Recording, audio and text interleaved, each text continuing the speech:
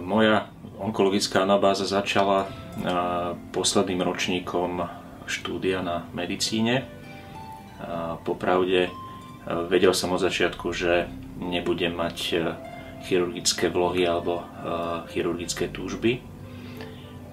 Cieľom bola interná medicína. Posledné stáže, jedny z posledných stáží, ktoré sme absolvovali v rámci výuky, boli stáže na onkológii u pána profesora Kozu, ktorý viedol naše stáže.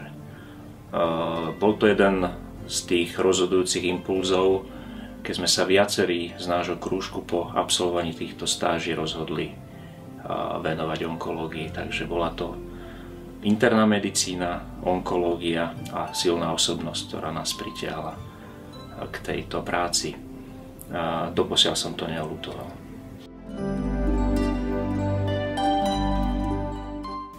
Tým, že túto prácu, teda onkologickú diagnostiku a liečbu a starostlivosť za onkologického pacienta vykonávam už takmer 20 rokov, tak je asi jasné, že ma v niečom baví a drží.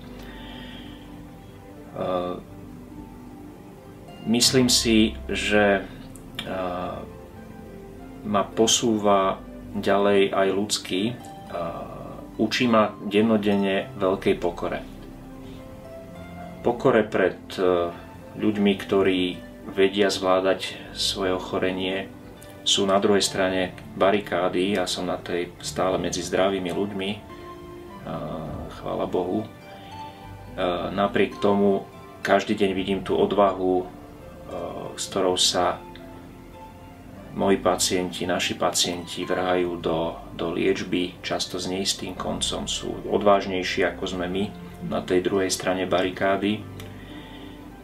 Takže som stále veľmi pokorný a vážim si ich boj s rakovinou a mám možnosť im svojou troškou pomáhať. A to je snáď asi tá výzva spolu s pokorou, ktorá ma pri tej práci asi najviac drží. Onkológia alebo onkologické ochorenia sú skôr alebo potrebujú nejakú demitizáciu, pretože s onkológiou je spojená u väčšiny laikov smrť na konci. Pričom existujú viaceré ochorenia, ktoré sú omnoho závažnejšie a končia smrťou omnoho skôr ako u pacientov s onkologickými ochoreniami. Samozrejme je to veľmi rozdielne. Ale ten mýtus, že rakovina rovná sa smrť, tu panuje 10 ročia.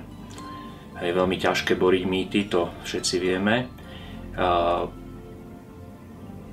Snáď je možné, že nové lieky, nové prístupy a demitizácia rakoviny ako jednoznačne a definitívne smrteľného ochorenia urobia alebo odkľajú, odnímu tabu aj z tejto témy.